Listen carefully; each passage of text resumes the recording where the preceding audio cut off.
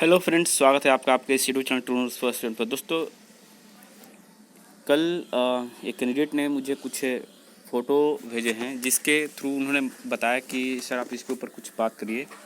तो ये फ़ोटो क्या है वो आपको बताना चाहूँगा। दोस्तों, आपको पता है कि कल देर शाम तक कई सारे मीडिया चैनल में आप लोग देखे होंगे कि जो 1778 अभ्यर्थियों में से जो छात्र थे वो आंदोलन कर रहे थे, वो अपने मांग को लेकर के, जिसमें कुछ उन्होंने साक्ष्य दिखाया है बीएसएससी आयोग के सामने ही।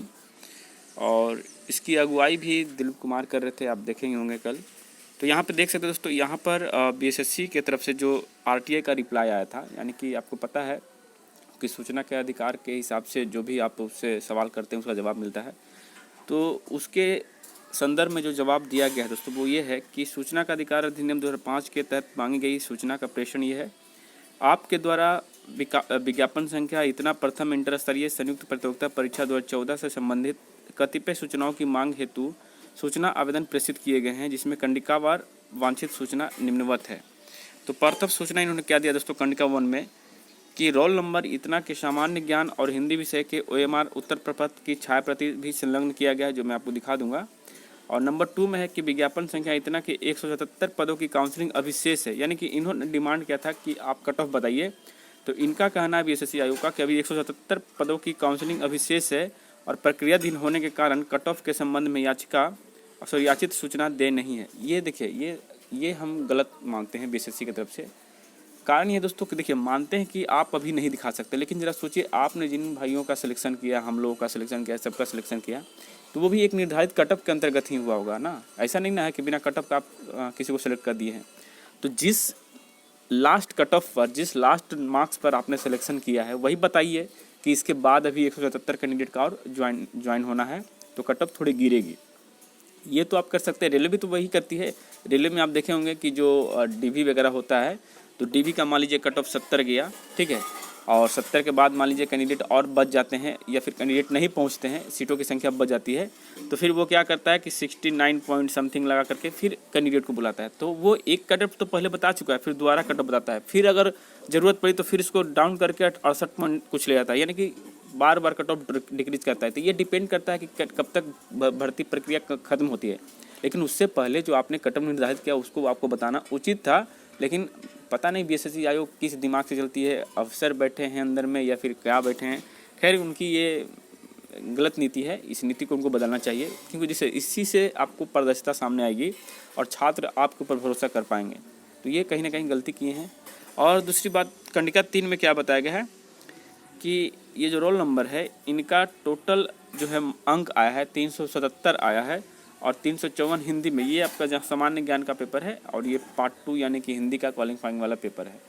अब जरा दोस्तों, ये जो आप देख लिए हैं इतना दूर तक, इसके बाद मैं आगे आपको दिखाऊंगा कि उनको जो ओएमआर शीट के साथ आंसर शीट दिया गया है उसमें इनके मार्क्स कितने बनते हैं। ठीक है दोस्तों, ये उन भाई का ये ओएमआर शीट है।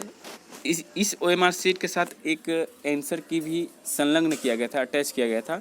तो उस आंसर शीट के हिसाब से जब ये मैच करते हैं तो इनको लगभग 4 से 5 नंबर आते हैं, किन्हीं का तो एक ही मार्क्स आता है। ठीक है, तो कहीं ना कहीं गलती यहाँ पर भी कर रहे हैं। जैसे आप किसी को सूचना बोलें, आप किसी को अगर साक्ष्य दे रहे हैं तो आप एक बार समझ लीजिए कि इस बच्चे का ओएमआर शीट बोल रहा हूँ, क्वेश्चन बुकलेट नंबर क्या था, और जो आप आंसर की दे रहे हैं वो किस क्वेश्चन बुकलेट नंबर का दे रहे हैं। जैसे ABCD बोल करके एक ग्रुप होता है पेपर का, तो आप किस पेपर के ग्रुप का दे रहे हैं आंसर शीट, ये भी ध्यान रखना चाहिए था। तो इन्होंने गलत आंसर शीट दिया, जिसके कारण क्या हुआ कि ये जब मिलान करें तो इनको 1 नंबर आया, इन्हीं को 4 नंबर आया। तो ये कहीं ना कहीं लापरवाही कह सकते हैं या फिर बेवकूफ़ी कह सकते हैं वहाँ के कर्मचारियों का, जो नहीं होना चाहिए। भाई, आप पेमेंट भर के लेते हैं सरकार से, एक दिन सरकारी छुट्टी रहता है उसका ही पेमेंट लेते हैं, और काम के बदले मतलब नाम खाली कमा रहे हैं, काम तो कुछ खास नहीं होता है। फिर भी आप इस तरह से गलतियां करिएगा तो फिर लोग आप पर विश्वास कैसे करेंगे। तो ये नहीं होना चाहिए। देखिए, कोई भी रहे, मैं रहूं, कोई भी रहे, सरकारी कर्मचारी अगर हो भी जाते हैं तो भी सरकार के विरुद्ध अगर सरकार थोड़ी सी गलती करे तो उनको बोलने का आपको अधिकार है। ऐसा नहीं कि हम सरकारी नौकरी हो गए भाई, अब हम सरकार के खिलाफ कुछ भी नहीं बोलेंगे, सरकार कुछ भी करे। तो भाई, आपकी बारी थी, आप निकल दिए, हम निकल दिए, बाकी जो भाई अपने बचे हैं उनके बारे में भी थोड़ी सी बोलना ज़रूरी होता है। तो ये होना चाहिए। मेरे बहुत से सहपाठी भी हैं जो रेलवे कर्मचारी हैं फिर भी रेलवे के बारे में बहुत कुछ बोल के निकल जाते हैं। भाई क्यों नहीं बोलेंगे? बोलने से क्या मेरी नौकरी छिन जाएगी? ऐसा कहीं नहीं होता है। हम राणा क्लासेस या फिर कोई और क्लासेस नहीं हो रहे हैं कि सरकार के खिलाफ एक शब्द नहीं बोलेंगे। ये कौन बोलते हैं? जो पीछे के रास्ते से जाते हैं वही लोग जो है डरते हैं सरकार के खिलाफ कुछ बोलने से। हम लोग भाई खुल के आए हैं, संघर्ष करके आए हैं और प्लस आंदोलन करके ही आए हैं, तो हम डरेंगे क्यों? आज नहीं तो कल भी फिर आंदोलन करना पड़ सकता है। वेतन के लिए लड़ सकते हैं, प्रमोशन के लिए लड़ सकते हैं, लड़ना तो हर स्टेप पर है। तो इसलिए हमें कोई डर नहीं है, किसी प्रकार का कोई दिक्कत नहीं है, ठीक है। और ये सभी को सहयोग करना चाहिए इसमें। तो जो भी ये 1778 विद्यार्थी हैं उनको घबराने की ज़रूरत नहीं है। अगर आप सही हैं और सरकार आपके साथ अगर आती है तो आपको मौका ज़रूर मिलेगा, जॉब ज़रूर मिलेगी। और अगर कुछ प्रावधान में बदलाव नहीं होते हैं, वही पुराना प्रावधान रहा, तो फिर आपको दिक्कतें हो सकती हैं, आपको फिर प्रॉब्लम हो सकती है। लेकिन आप लोग अपने संघर्ष को जारी रखें। अब हम लोग देखिए सपोर्ट इसलिए नहीं कर पा रहे हैं पूरी तरह से, क्योंकि देखिए हम लोग का भी दायित्व बढ़ चुका है, हम लोग भी अब अपने अपने क्षेत्रों में लग चुके हैं, तो फिलहाल उतना समय नहीं बच पाता है।